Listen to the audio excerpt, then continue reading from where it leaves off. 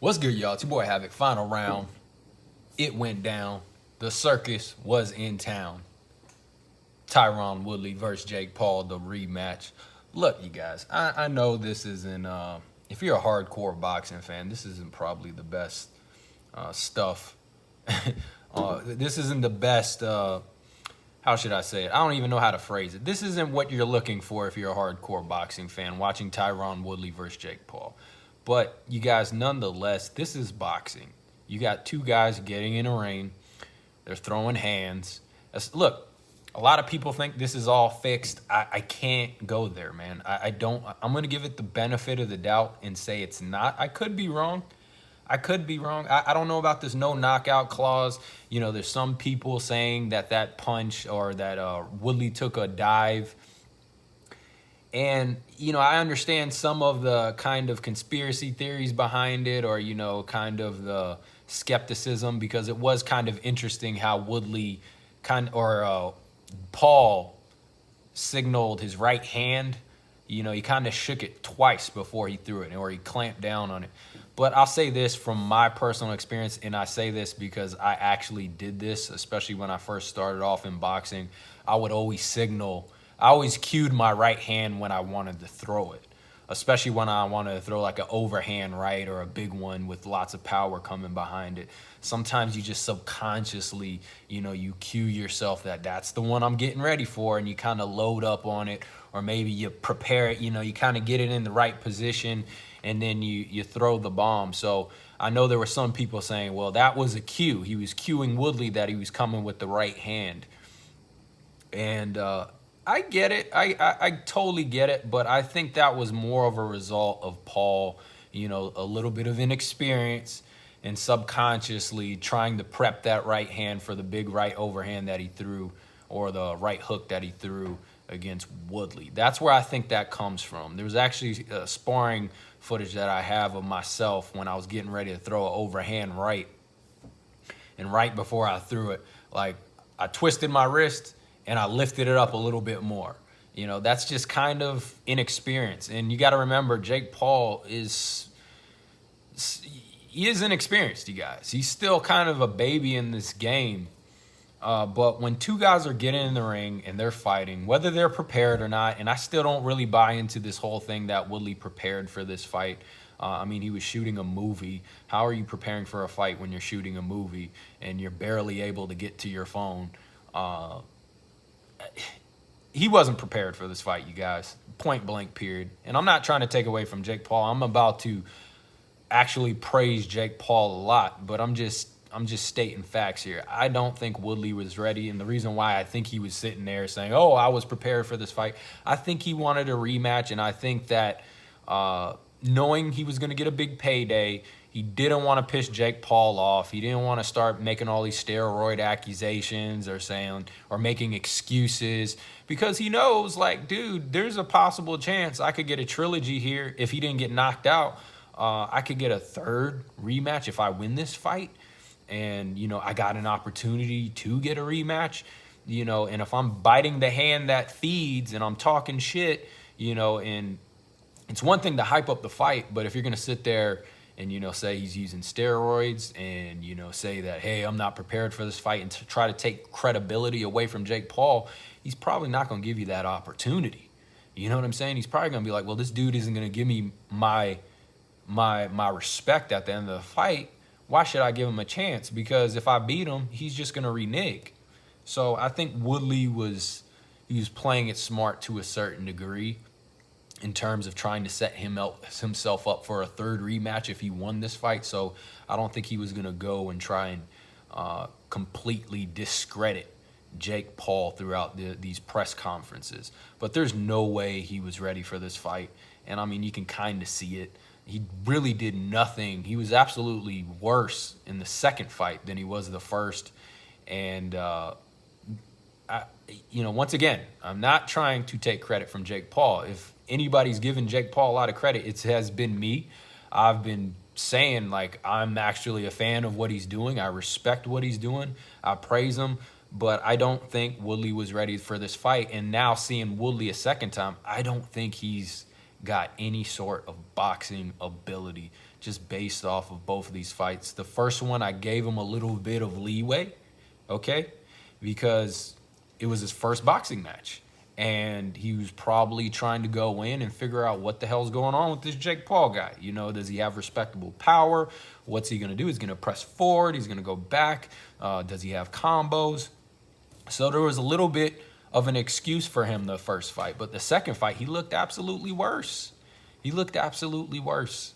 And he literally has no boxing skills. It's crazy to me that this guy was a 5-time. I'm not trying to shoot Woodley down because I like Woodley a lot. I really do.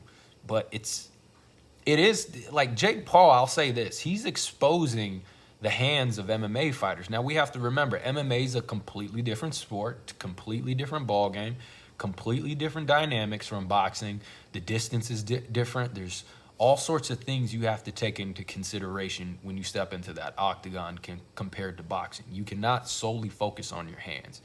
But it is crazy to me how far back in terms of boxing that a 5-time UFC champion, former UFC champion or MMA fighter was compared to a guy who's, I don't want to say just started boxing, but, you know, he's certainly not a high-level boxer, you guys.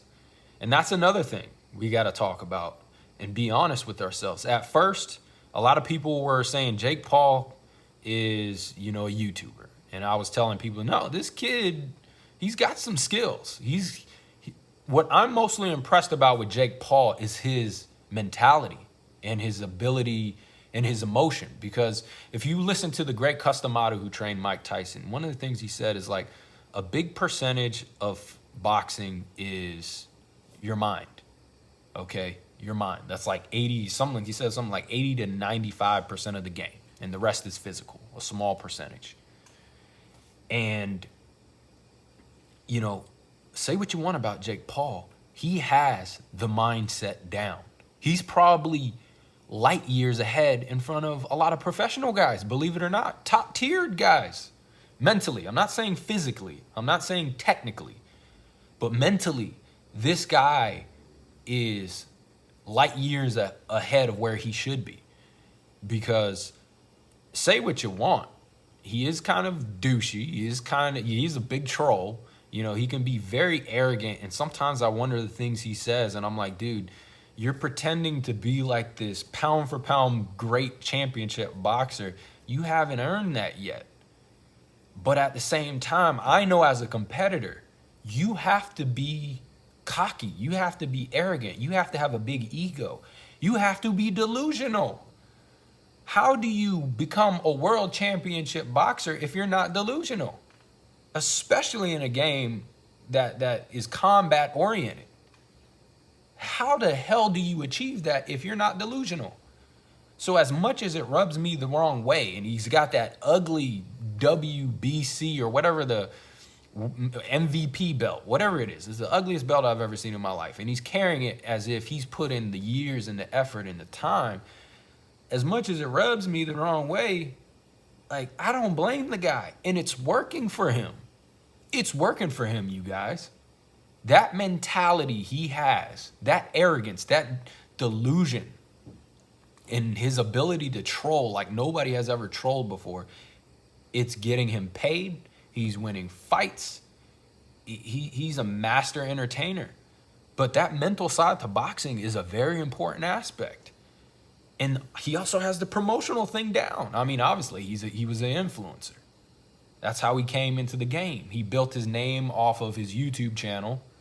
He didn't earn it the traditional way, but don't get it twisted, you guys. Jake Paul has earned his right to be here. Okay? He's earned it. Maybe not the route that we all would respect a little bit more, but he's worked his ass off to get to where he is. He is. You know, I don't like it when he sits there and he says things like, you know, I've put in blood, sweat, and tears, and, you know, I'm but once again, okay, he's earned it, and his mentality is working for him. And believe it or not, being able to perform in front of all those people the way he did with all that pressure, and he's still going up against a legitimate combat athlete in Woodley. You know how many people fold under that? You know how many people fold in a ring when nobody's watching against lesser opposition? A lot. There's that ugly belt. There's a lot of people who fold just being in the spotlight. Professional boxers who have the technique, who have the skill, who fold under that type of pressure. The kid's got it up here where he's missing. Now, this is where I got to bring everybody back down. Because at first I was saying, hey, y'all need to respect this kid, Jake Paul. He's working his ass off. He's studying the sport. He's showing he can think in the ring. And that's one thing I've noticed about Jake Paul. He can think in there. That's another thing that a lot of professional boxers, actually some don't have. The ability to think in that ring, to set things up. Now, it's not A1. I'm not saying this dude is breaking his opponents down and he can, I'm not saying he's Terrence Crawford, right? But he's pretty damn good for where he's at.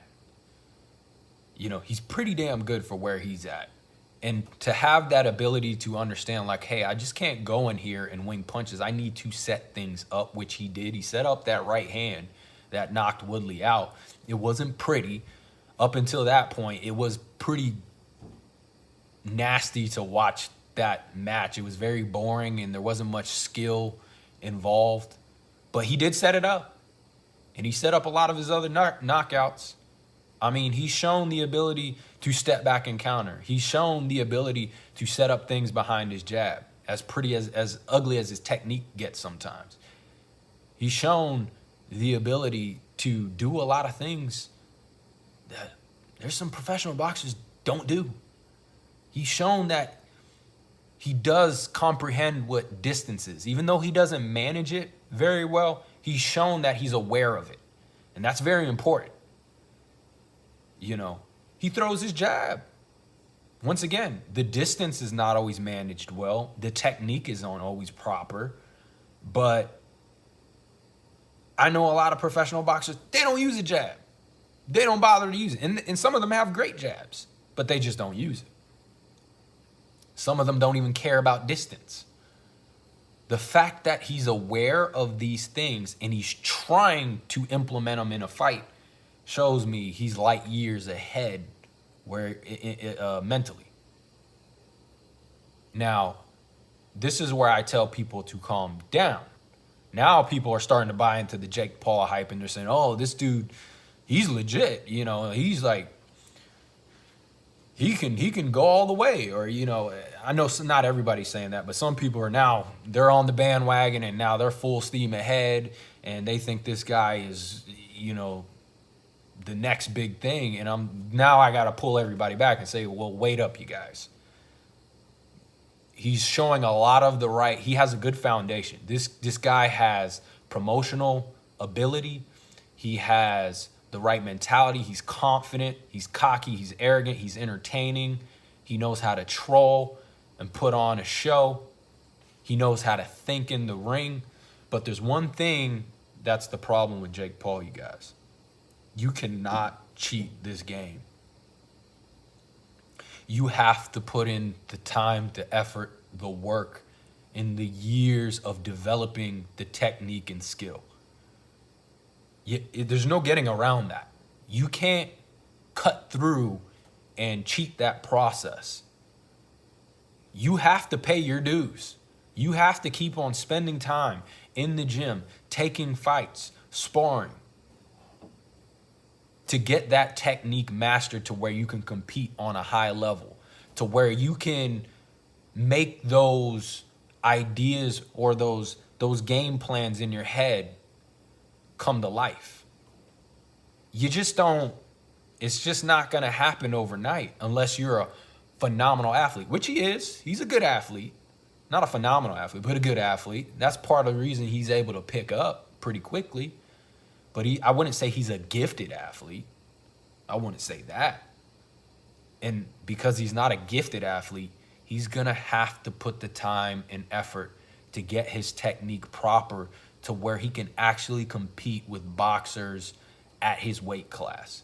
Not even that, you guys. He's not even on a level to where he can beat top-notch fighters who are below his weight class. What do you think Gervonta or Tank Davis would do to Jake Paul? And Tank Davis is significantly smaller.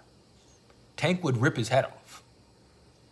He would rip his head off. Let's not talk about what a cruiserweight would do to Jake Paul. Let's not talk about what a light heavyweight.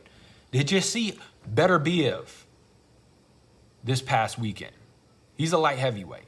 Did you see what Beterbiev did to Brown? How do you think Jake Paul would fare against Beterbiev? And I'm not saying Jake Paul needs to be on that level, okay? But what I'm saying is, let's not get ahead of ourselves, you guys. I like what he's doing. I like that he respects the sport. I like that he's training hard. I like that he's showing the capability to think in the ring.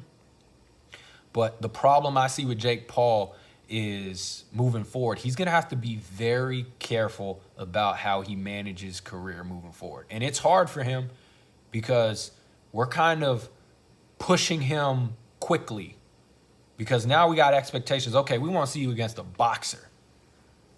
We know you can beat up MMA fighters, but we want to see you against a boxer. A lot of people think that Jake Paul is going to wash Tommy Fury. I don't think so, you guys. I don't think so. Tommy Fury is an actual boxer. Now, I do think that is a good matchup for Paul, a winnable fight, but I don't think he's going to wash through Tommy Fury. Tommy Fury's going to bring some skills that Jake Paul's not used to. I'm not saying he can't win, but he's going to struggle a little bit in that fight. It ain't going to be easy. I mean, I respect Woodley, but the dude can't box worth a damn. He literally did nothing in there. He didn't throw a jab. He didn't manage distance, no timing. He did absolutely nothing in there. And it's scary to me that this guy was a 5-time MMA champ. But once again, I know in MMA there's so many different elements. The takedowns, the knees, the elbows, all the different elements of striking and grappling, jiu-jitsu, But damn, no sort of boxing ability whatsoever. None. But dynamics change when you put those small gloves on, Now, for Jake Paul, like I was saying, he needs to be very careful about how he moves from this point. Because up until that knockout, I wasn't impressed with his technique. I'm impressed with his thinking, but I'm not impressed with his technique. It's not there. And it's not there because he hasn't spent years in the gym, you guys. He hasn't spent a decade really perfecting his technique. And there's no way around that unless you're just a phenomenally gifted athlete. But I will say this, he does seem to have the gift of power. If he touches you, he's going to hurt you or he's going to knock you out. But here's the problem. The higher you go up against better opponents, that power starts to become irrelevant if you don't back it with skill. Now, the good thing for Jake Paul, he did set it up. I mean, he feinted Woodley right before that right hand, feinted him, looked down to the body as if he was going to go throw a right hook to the body, and then came over top with the right, or came around, looped it around the guard. Woodley pulled his hands down, and you guys, that's not a conspiracy. That's not, Woodley taking a dive. There's so many fighters that drop their guard because they want to block a body shot or, they want to parry a punch and, they drop it. I mean, watch Amir Khan with Canelo Alvarez. Canelo was ripping him to the body with the right hook. Then what happens? Khan tries to parry that punch, and then Canelo comes over the top with a right hand. Good night. That happens all the time. That was a result of Jake Paul setting that up. So brilliant on his part. I think he was throwing some, I don't know if it was the right cross to the head or, the right hook to the body or something like that. He set that up throughout the fight. It wasn't pretty, but he set it up nonetheless. But if he wants to continue to get those knockouts, being a knockout artist, it's an art form. It's a skill set. It's not just a power thing, unless you're just extraordinarily physically gifted like Deontay Wilder. But Jake Paul ain't gonna be knocking dudes out like that. Not even like a middle of the road cruiserweight, light heavyweight, middleweight, or anything, even a welterweight. He's not gonna be doing that unless he continues to develop the technique. But you cannot cheat that process. You cannot supersede it. The good thing for Jake Paul is he has all the money in the world and all the resources, right? To speed it up.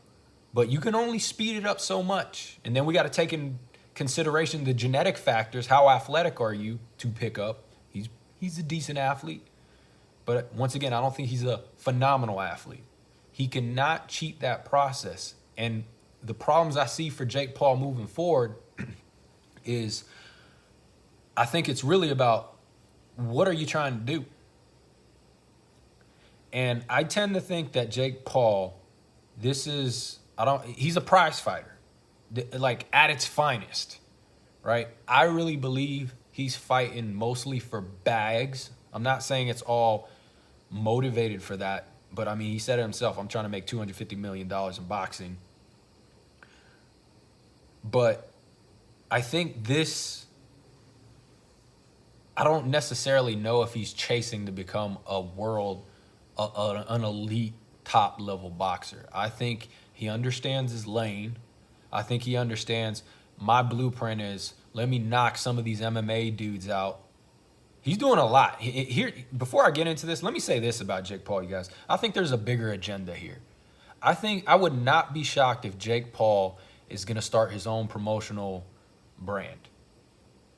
And just hearing the way and seeing the way he's moving within the sport, addressing some of the issues about fighter pay, talking about women's boxing and them getting some notoriety, and then also treating his fighters on the undercard or the fighters on his undercard very well. I mean, he gave Tyron Woodley a Rolex before the fight. That was pretty damn cool.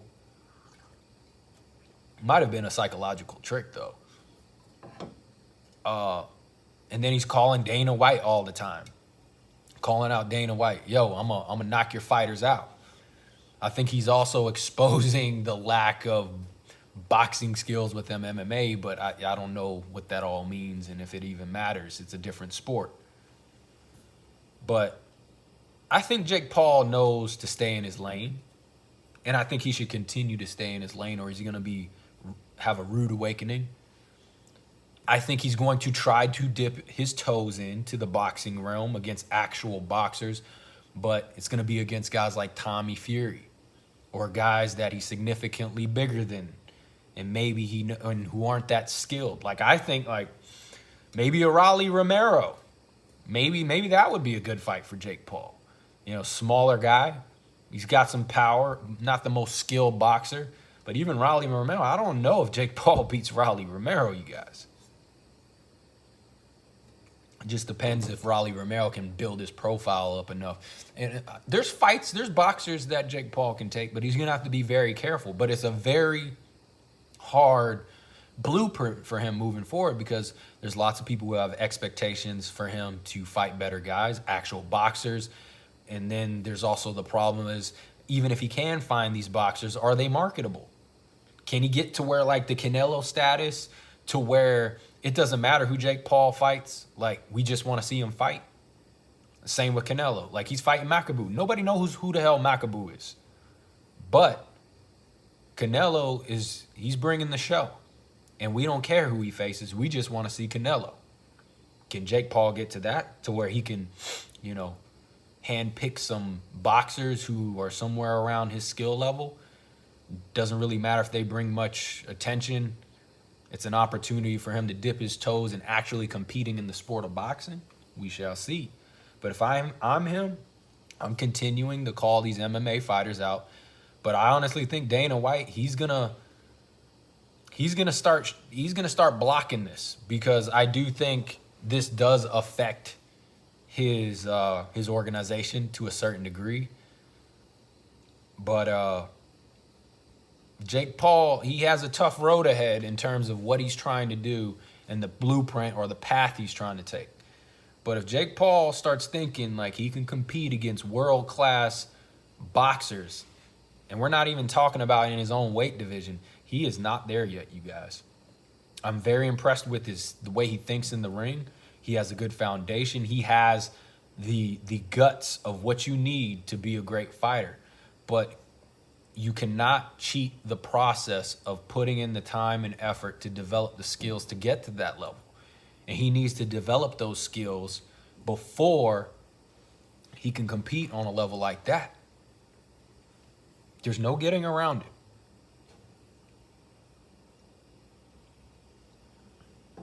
There's no getting around it, you guys. But he can kind of cheat it a little just because he has so much money. He can get whatever trainers, he can get whatever nutritionist, he can get. And look, you guys, I don't want to throw this out there, but he probably is taking steroids. He probably is. Now, does it really matter at the end of the day? I'm not one of those people. I think steroids should be legal in sports. That's me. But I'm just saying this because it would not shock me. I think he's probably taking steroids. But, you know, at the end of the day, ultimately boxing, it doesn't matter how much steroids you take, you got to have some skill. You got to have some skill. And there's no getting around that. So that's the big issue with Jake Paul. Do I think this fight was rigged? No, I don't think it was rigged. It was a little bit weird seeing, you know, Paul kind of clench his hand and kind of right before the right hand. But once again, based off of my personal experience, I've done that. You know, subconsciously cued that I was going to throw my right hand next. It's actually a really bad sign for Woodley. It's just a testament to how much Woodley lacks as a boxer to not see that cue and be like, oh, right hand's coming. But once again, you know, boxing is like you got to trick your opponent's mind, you guys. And it doesn't matter. Even if the cues are there, if you're sitting there setting up that big punch and you're going down to the body constantly with that right hand, constantly, and you're looking downstairs, right hand to the body, right hand, you're conditioning your opponent, whether he likes it or not, whether he can seize what. And Woodley did roll his head. You saw him turn with that punch, and he was like, even, oh, fuck. You can see it last second. You know, he was trying to roll with that punch. You know, it doesn't matter. If your opponent is conditioning you, your automatic instincts and reaction is going to be to address whatever it was that your opponent conditioned you to think. And Jake Paul conditioned Woodley to think that he was going to go down to the body. And then he pulled upstairs and got the knockout. But for Woodley, man, look, man, what will you do for money? I mean, look, he got a big payday. At the end of the day, look, you got knocked out, whatever. You got knocked out, you know, your family's going to eat good. But damn, man, it does, to me, it kind of does hurt his legacy. I'm glad some of the fans and some of the people watching the fight had respect for Woodley, and they said, you know what, we don't let this impact the way we view Woodley. And I think a lot of that is a testament to his character and class after the fight. You know, he handled it well. So I think a lot of people respected that. But, man, it does kind of put a damper on what he did in the UFC. Is it worth the millions? I guess. You know, we're all going to forget at the end of the day. But, damn, man. Legacy, I'm somebody who cares about legacy. And what he'll do to take money, I guess it's up to each individual. But it was kind of an embarrassing knockout. But this dude, Jake Paul, he's got some power. He can think in there. I'm very impressed with that. He's got the spirit. He's got the promotional ability. But he's still far behind in what he needs to do technically in developing the right conditioning. But, man, who knows what this kid can do, man? Who knows what Jake Paul can do? We can sit there. I can sit here and still question him. But I didn't see this. I didn't see this 5 years ago. So sometimes, man, you just got to see it to believe it. And if you got somebody who truly believes in themselves and you got somebody who moves with a purpose and faith and what they're doing, that's very powerful, you guys. And if Jake Paul continues to work his ass off and he keeps believing in himself, dude, like, call it the law of attraction, call it the law of this or that, or faith in God or whatever. Like, people who really believe in themselves, they move differently, bro. They move differently and they achieve things differently than most normal people. This kid built his YouTube empire. He decided to jump into boxing, and now he's changing up the boxing game. Whether you like this stuff or not, I respect it. Like I said, he's helping fighters get paid more. I think there's a bigger agenda. I think he's going to start his own promotional brand. I think that he's bringing a lot of issues to light within the sport. And it's almost a big troll as well, because it's like, dude, I just came into this sport and I'm making a shit ton of money over guys who've been doing this for years. Blood, sweat, and tears for years. And here I am, trolling the whole boxing world. It's a joke. And look, I wouldn't put it past him for a Canelo fight. I wouldn't. Not because I think he can compete with Canelo. Obviously, he's nowhere in the same... He's universes away from Canelo. But, I mean, if you're telling me Canelo ain't going to take a fight with Jake Paul to whoop his ass or walk him through a fight for 8 rounds to make $200 million or something crazy like that, you'd be stupid not to do that. I wouldn't blame Canelo for taking a fight with Jake Paul to make that much money. What the...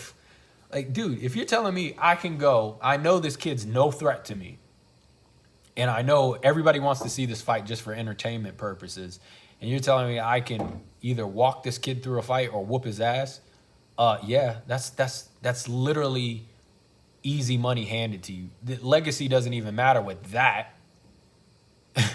I mean, he's calling you out. It's not like Canelo's calling him out. He's calling Canelo out. So it's just like, well, if you telling me you want to hand me 100 milli or however much he would make in that fight, I'm sure it'd be a lot because it would be such a freak show. Yeah, I'm going to whoop your ass for that much. You telling me I can go to the ring, slap you around for a few rounds, and then, or even knock you out if I want to, and not get hurt for 100 mil? Excuse me, like, yeah, this Canelo fight could happen. Don't put that past it, you guys. It has nothing to do with competitiveness. It has everything to do with entertainment purposes. And I would not shame Canelo for taking it. I wouldn't. He's getting that money handed to him for a sparring session. Not even. That's not a sparring session. That would be shadowboxing for Canelo. So, don't put that fight past. I mean, if Jake can continue to manage and keep on getting some wins, you never know. But if I'm Jake Paul, I'm his team, I stay in my lane for now until maybe I can cash out with a big guy like Canelo. Stay in my lane, try to call these MMA fighters out who aren't under the contract of the UFC, or if you somehow get Dana to approve, which I don't think he will. But the only guy I would stay away from if I was Jake Paul is Anderson Silva. Like, look, you guys, Anderson Silva is not like most MMA fighters. He can box. Anderson Silva can box. He was heavily influenced. He brought a lot of boxing skills to the octagon. You know, you go watch Anderson Silva in his prime. He brought a lot of boxing skills. He trained at the Wild Card gym where I trained. You know, he did some sparring. He put some sparring against actual boxers. So that's the only fight I would say Jake Paul should stay away from, at least until maybe Anderson Silva ages a little bit more. We know Anderson Silva is pretty much, you know, he should be done with fighting, but he's in his twilight years, and, you know, maybe you just wait for him to get a little bit older before you take a fight like that. But that's a dangerous fight for Paul if he takes it now. I don't know how committed Paul is to boxing. Like I said, I think I don't want to say like he's not committed to it, but committed to the idea of putting a 10-year career in. I don't know how much he's committed to that. I know he's committed in training and studying the sport. That shows. But it's a completely different ballgame to do this for 10 years. And, you know, I mean, he's already talking about taking a vacation. Dude, you've been on a vacation your whole life after you made that, you know, you became a YouTube influencer. You have, like, you've been living in a vacation. What do you need a vacation for? You know what I'm saying? Like, I'm tired. I've been working my ass. Dude, you haven't been in this game very long. You haven't even put in an amateur career, and you're already tired? This is what I'm saying. This is what rubs me the wrong way sometimes about Jake. It's just like, yeah, dude, you're just dipping your toes in this. You haven't been doing this for 10 to 20 years. You didn't go through a whole amateur back or not saying you need to, but what I'm saying is, like, how committed are you to really developing as a world-class boxer when you're talking about vacations. Dude, you've been rich. You've been on vacation your whole life. You live in a mansion, bro. You're going to pools, you're going to parties, you go wherever you want. You were living in Puerto Rico for training. Like, come on, bro. What are you talking about? So that's where I question Jake Paul. Is like, are you really committed to a long-term career in boxing? I think this is more about prize fighting. I do think he respects the sport. I think he's training hard. But I think as each fight goes, it's going to tell us what Jake Paul is going to be doing for the future. Because if he does continue to develop, and he gets better fights, then yeah, you guys, I can see him transitioning over to purely fighting boxers and trying to get up the ranks. But if, say, he gets fights and, he goes up against opponents and they look like the Woodley fights, the first two up until the knockout, and they're kind of boring and the skill level is not there, it's not master-class boxing, then I think he's going to stay in his lane until people start losing attention for this stuff. That right hand saved Jake Paul, because I legitimately think if Jake Paul didn't knock Tyron Woodley out, a lot of us would be like, I don't know if I want to watch this circus again. Because he's getting to a point to where you really need the conditioning and the technique. You need it. And it's not just for winning, but to put on a decent performance for the fans. And you're not going to be able to rely on your power like you are going up against better class fighters. Woodley literally has no boxing skills, you guys. Literally has none. I don't know who his trainer was, what he taught him. There was like no game plan. Just absolutely nothing Woodley did in there that had any sort of rhyme, reason, or effectiveness. But overall, I think Jake Paul's good for the sport. I'm glad he's in it. I'm going to continue to watch. And look, at the end of the day, whether it's two high-level guys in the ring or two low-level guys, I respect people who get in that ring and fight and throw hands, because it takes a lot of courage. It takes a lot of guts, whether there's no people in the crowd or it's a full stadium. So, and it seems like he's doing a lot of good things for the sport. We need a lot of casuals. Believe it or not, you guys, any major league or major sport needs casual fans. We need it. So I just hope he can keep on coming up with very cool, innovative ideas, and maybe ramp up his promotional ability, and maybe he can change some things within the sport. Maybe he has the power to do that. I think he does. You guys.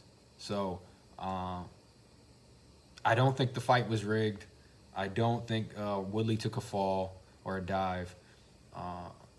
It's not the best boxing to watch, but this kid knows how to promote himself. He's entertaining, and he's got just enough power and just enough skill so far. And if he can continue to get better and manage that, then with his mindset and mentality, we have no idea how crazy this can get.